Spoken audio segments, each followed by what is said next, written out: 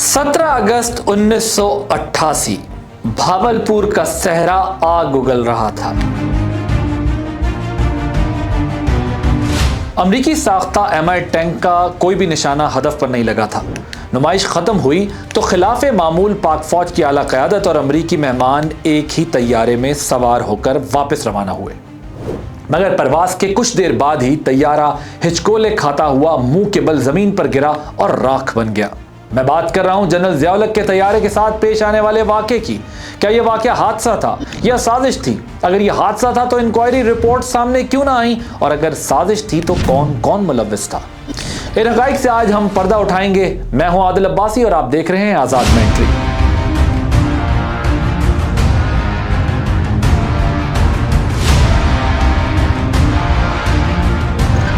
C-130 Hercules 30 लोग सवार थे जो सब अल्लाह को प्यारे हो गए। इनमें जनरल ज़िया-उल हक के अलावा joint chief of staff general Akhtar Abdur Rahman, chief of general staff general Afzal, अमरीकी सफ़ीर आर्नल्ड राफेल, अमरीकी military attache general Robert, 3 major generals, 5 brigadiers और दीगर फौजी अफसरान शामिल थे। वाक़याती शवाहिद की तरफ आने से पहले वाक़े के मंजर को समझना ज़रूरी है। इस वाक़े से तकरीबन 3 माह बाद कौमी इलेक्शन होने जा रहे थे। जनरल ज़िया का इरादा था कि ये गैर जमाती बुनियादों पर हो। अफगानिस्तान से सोवियत यूनियन का इनखला होना था। गोरबाचोव अफगान मुजाहिदीन की मदद करने पर जनरल ज़िया-उल हक को सबक सिखाना चाहते थे। अमेरिका फौरी तौर पर रूसी इनखला चाहता था, जबकि ज़िया-उल हक इनखला से पहले अफगान उबूरी हुकूमत का क़याम चाहते थे, क्योंकि अफगानिस्तान खाना जंगी के करीब बढ़ रहा था। इस तरह अमेरिका भी जनरल ज़िया-उल हक को अपने मंसूबे में रुकावट समझता था। दिलचस्प बात है कि 1987 में अमेरिका के कैनेडियन निजात पाकिस्तानी बिजनेसमैन अरशद परवेज को एटम बम बनाने वाले स्टील खरीदते हुए गिरफ्तार किया गया था। अमरीकी अखबारात ने अरशद परवेज को जनरल ज़िया-उल हक का एजेंट करार दिया था। अमरीकी कांग्रेस में पाकिस्तान पर पाबंदी के मुतालबे हो रहे थे। इसके अलावा ये खबरें भी गर्म थीं कि जनरल ज़िया-उल हक फौजी कमान में अहम तब्दीलियां करने वाले हैं। इस तमाम पेशरफ्त को सामने रखते हुए कई मफरूज़े गर्दिश कर रहे थे। मकामी और बैनुल अक़वामी स्टेक होल्डर्स जनरल ज़िया-उल हक को रास्ते से हटाना चाहते थे। इन तमाम पहलुओं को समझने के लिए अब डेवलपमेंट्स का जायजा लेना है। पाकिस्तान के वज़ीर दाखिला से मंसूब ये बयान आ चुका है कि जनरल ज़िया-उल हक को दरपेश खतरात से काबीना को पहले ही आगाह कर दिया गया था। इस हवाले से डॉन अखबार में यह खबर भी आई कि DGISI हमीद गुल ने फ़ोन पर जनरल ज़िया-उल हक को कुछ माह तक हवाई सफ़र ना करने की सिफारिश की थी। तो फिर सवाल पैदा होता है कि जनरल ज़िया-उल हक निस्बतन एक गैर अहम दौरे पर भावलपुर क्यों गए? इसका जवाब एजाजुल हक, जो उनके बेटे हैं, एक इंटरव्यू में दे चुके हैं। उनका कहना था कि जनरल ज़िया-उल हक भावलपुर नहीं जाना चाहते थे। मेजर जनरल महमूद दुरानी ने 16 कॉल्स की, जिस पर उनके वालिद ने एक बार गाली देकर कहा, इसका मसला क्या है? ये मेरे वहां जाने पर इतना बेचाप क्यों हो रहा है? याद रहे कि महमूद दुरानी ने ही अमरीकी टैंक के बारे में ब्रीफिंग दी थी। इस दौरान एक मरतबा 90 दिन का जिक्र हुआ तो महमूद दुरानी ने मजाक करते हुए कहा कि उसे जनरल ज़िया-उल हक के 90 दिन ना समझे। ये इशारा 1977 के मार्शल लॉ लगाने के बाद इंतखाबात कराने के ऐलान की तरफ था। हैरान कुन बात है कि joint chief of staff general Akhtar Abdurrahman भी भावलपुर में नहीं जाना चाहते थे। उनका आर्मर्ड कोर्स से कोई ताल्लुक ही नहीं था, इसलिए टैंकों की नुमाइश में जाने की वजह कोई बनती ही ना थी। जनरल अख्तर अब्दुर्रहमान के ख़ानदान का मौक़िफ़ है कि उन्हें ब्रिगेडियर इम्तियाज़ ने कायल किया ताकि जनरल ज़िया के साथ रास्ते में फ़ौजी क़यादत में होने वाली मुतवक्के तब्दीलियों पर बात की जा सके। उन दिनों अस्करी हलकों में ये खबर गर्म थी कि vice chief of staff general Aslam Beg को हटाकर जनरल अफजाल को वाइस चीफ बनाया जा रहा है। जनरल ज़िया-उल हक और जनरल अख्तर अब्दुर्रहमान की फैमिलीज़ उनके इल्ज़ामात पर जनरल असलम बेग ने मीडिया को बताया कि अगर उनका इस खेल में कोई किरदार होता तो हुकूमत पर कब्ज़ा कायम हो चुका होता। जनरल असलम बेग के इस जवाब पर एजाजुल हक ने दावा किया कि असल में जनरल बेग टेक ओवर करना चाहते थे, लेकिन एयर मार्शल हकीमुल्लाह और जनरल फजलुल हक ने उनकी राह में रुकावटें खड़ी की।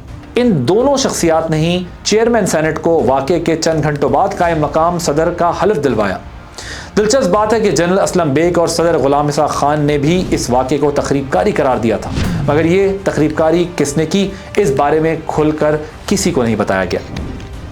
अलबत्ता इस वाक़े के बाद एक खुफिया अमरीकी दस्तावेज सामने आई जिसमें दावा किया गया कि 25 अगस्त को जनरल असलम बेग ने जनरल ज़िया-उल हक की मौत के हवाले से 1 घंटे तक फौजी अफसरान से खिताब किया, जिसमें उन्होंने रूस के धमकी आमेज़ बयानात की जानिब इशारा किया, मगर जोर इस बात पर दिया कि गैर मुल्की एजेंट्स के अलावा कुछ हमारे अपने लोग भी इस लर्जा खेज वारदात में मुलव्विस थे।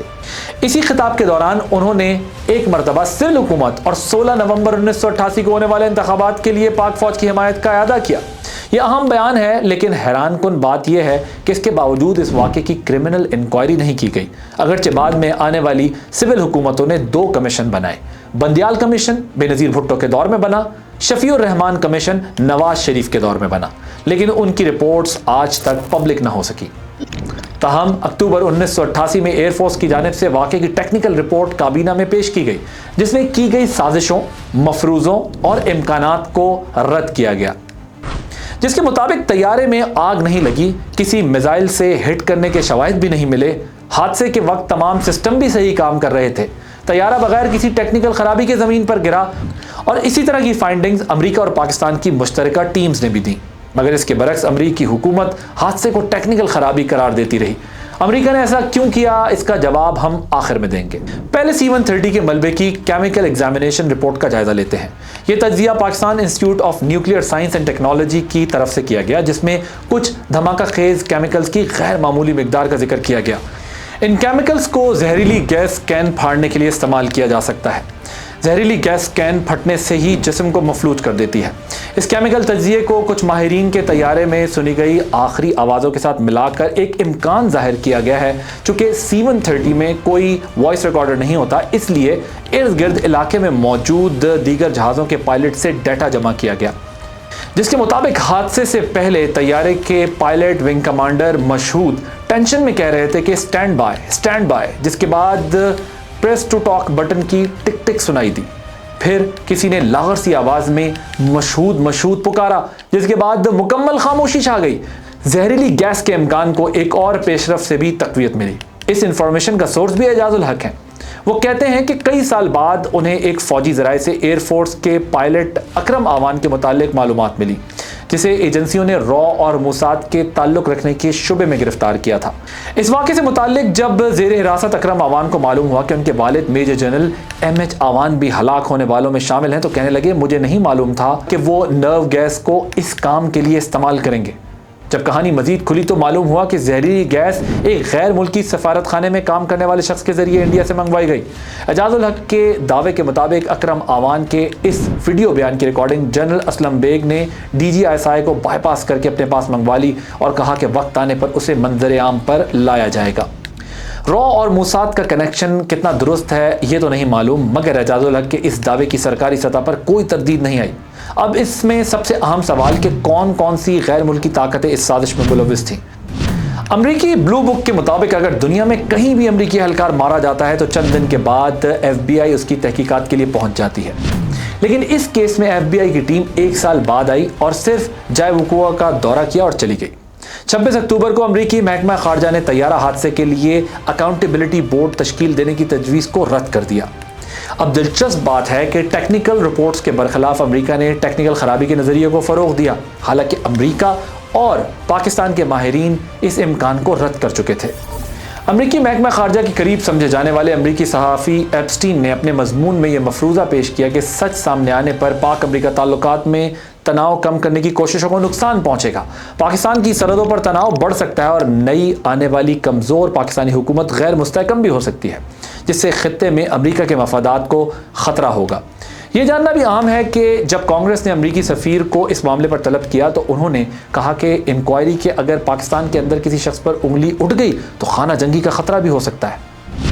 अमेरिका के मखसूस किरदार को इस बात से भी तक़वियत मिलती है कि जब जनरल ज़ियाउल हक और जनरल अख्तर अब्दुर्रहमान की फैमिलीज़ ने C-130 बनाने वाली कंपनी लॉकहीड पर केस करने का ऐलान किया तो आजहानी अमरीकी सफ़ीर और मिलिट्री अटैशी की बेगमात ने साथ देने का ऐलान किया, लेकिन जब अमली इक़दाम की बारी आई तो वो पीछे हट गई।